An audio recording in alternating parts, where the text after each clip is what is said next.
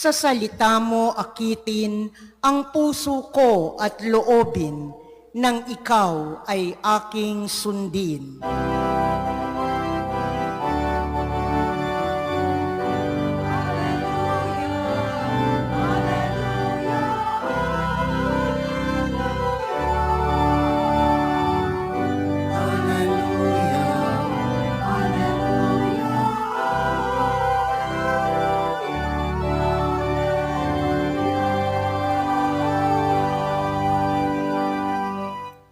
Sumainyo ang Panginoon. At sumaiyo rin. Ang mabuting balita ng Panginoon ayon kay San Mateo. Papuri sa iyo, Panginoon. Noong panahong iyon, sinabi ni Jesus sa kanyang mga alagad, "Narinig pa ninyo na noong unay iniutos sa mga tao, huwag kang sisira sa iyong pinanumpaang pangako, bagkus ay tupdin mo ang iyong sinumpaan sa Panginoon. Ngunit ngayon sinasabi ko sa inyo, huwag na kayong sumumpa kung nangangako kayo. Huwag ninyong sabihing, saksi ko ang langit, sapagkat ito'y trono ng Diyos. O kaya'y saksi ko ang lupa, sapagkat ito'y tuntungan ng kanyang mga paa. Huwag din ninyong sabihing, saksi ko ang Jerusalem, sapagkat ito'y lungsod ng dakilang hari. Ni huwag mong sabihing, mamatay man ako, sapagkat ni isang buhok sa iyong uloy, hindi mo mapapaputi o mapapaitim. Sabihin mo na lang na oo kung oo at hindi kung hindi.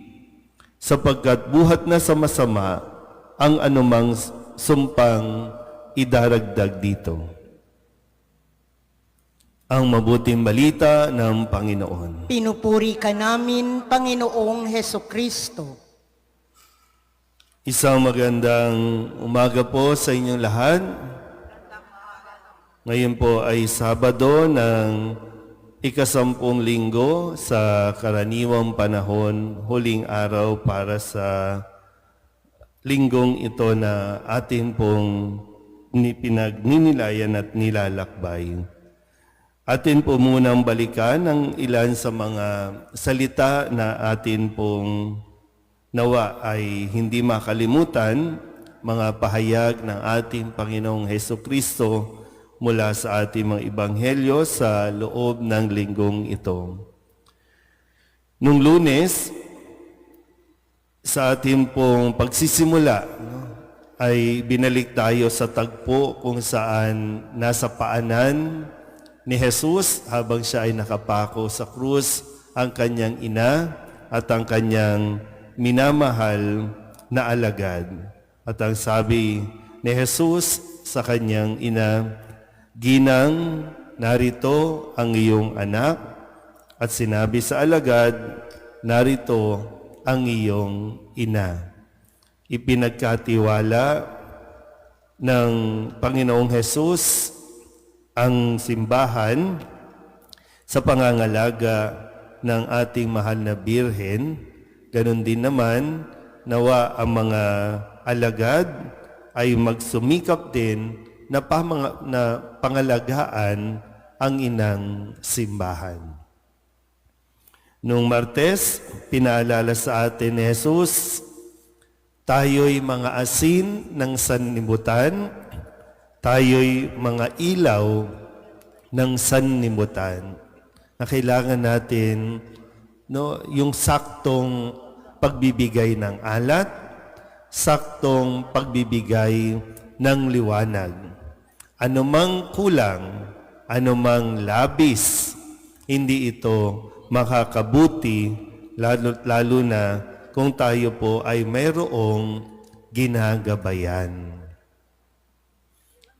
Kailangan natin makuha yung saktong lasa, yung saktong paggabay, hindi yung minsan kasi parang baka sumusobra tayo, gusto lang naman natin magbigay ng gabay, pero dahil nga hindi natin na pagtutuunan ng pansin, mas lalo tayong nakakaligaw sa atin po mga ginagabayan.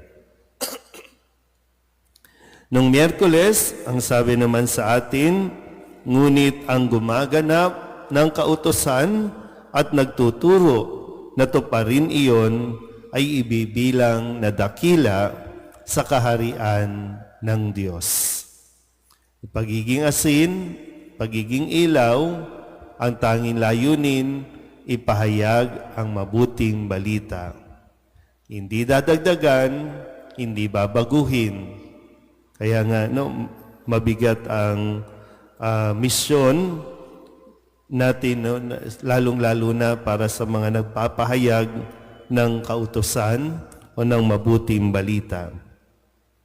Nung Webes, sa pagdiriwang natin ng kapisahan ng ating Panginoong Hesukristo bilang walang hanggan at dakilang pari, ipinaalala sa atin na tayo po ay ipinagdarasal ng ating Panginoong Hesus. Kaya ang sabi niya, bahagi ng kanyang dasal, Ama, nais kong makasama sa aking kinaroroonan ang mga ibinigay mo sa akin, upang mamasdan nila ang karangalan bigay mo sa akin. Sapagkat inibig mo na ako bago pa nilikha ang sanlibutan. Hinahangad ng ating Panginoong Hesus na tayo po ay makasama doon sa langit, kapiling ang kanyang Ama. At kahapon, Biyernes, pinaalala ulit sa atin kung ano ang sinasabi ni Jesus tungkol sa pagkakasala, pakikiapid o pangangalunya. Kaya sinabi niya, ngunit ngayoy sinasabi ko sa inyo, ang sinumang tumingin ng may mahalay na pagnanasa sa isang babae, sa isip niya'y nakiapid na siya sa babaeng iyon. At ngayon, ang sabi ni Kristo, sinasabi ko sa inyo, sabihin mo na lang, oo kung oo at hindi kung hindi, sapagkat buhat na sa masama ang anumang sumpang idaragdag dito. Maganda po na mapagnilayan natin, kala natin yung mga salita natin, mga pangako na binibitawan natin. Ano ba mga pangako? Sino ba mga nagbitaw ng mga pangako? Unang-una, yung mga mag-asawa, nangako. Pag tinatanong, opo. Nangangako ka ba? Opo.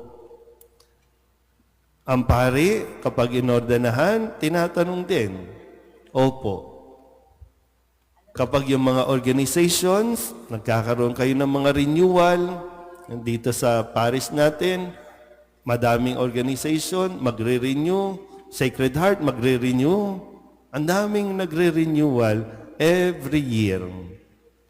Pero naiintindihan ba natin talaga yung kalakip ng pangako na ating binibitawan? Hindi kasi tayo pwedeng maiwan lang doon sa susumpa tayo, tatayo tayo dito, nang hindi natin lubusang inuunawa kung ano ang kalakip ng pangakong ating bibitawan. Kasi yung simpleng oo, tapos hindi mo gagawin, nagkakasala tayo ayon mismo sa ating Panginoong Jesus. Ay isang seryosong bagay, di ba? Yung mga salita. Salita na po pwedeng magdala sa iyo sa langit, pero ang salitang binibitawan mo, ang pwede ding magpahamak sa iyo. Kaya simplihan na lang natin. Kung ayaw, ayaw. Kung gusto, gusto. Anong gagawin natin? Although, nawa sa pagtatapos ng linggong ito, muli nating sariwain din. Tayo naman, lagi tayong umaharap sa Panginoon. Pag umarap tayo, Lord, di ko na po gagawin. Diba? Lagi tayong nagaganyan, no? Pero paglabas sa simbahan, magkakamali na naman tayo. Pero dahil napakabuti ng ating Panginoon, kung kaya lagi din niya tayong pinagbibigyan. Pero hindi niya binabago no, na nagkakasala tayo sa atin pong mga binibitawang salita. Kaya wala na yung mga cross my heart, mamatay man ako, di ba? Kala natin wala lang, di ba? Laro lang. Pero nasa Biblia din. Kung hinahanap natin ito sa Biblia, nasa Biblia din. Minsan kapag yung mga nanliligaw, di ba, ang daming pangako, bibigay ko ang araw, bibigay ko yung between. Siguro, sa isang salita na po pwede nating sabihin, magpakatotoo tayo. Maging totoo tayo sa atin pong mga sinusumpaan at binibitawang salita. Amen?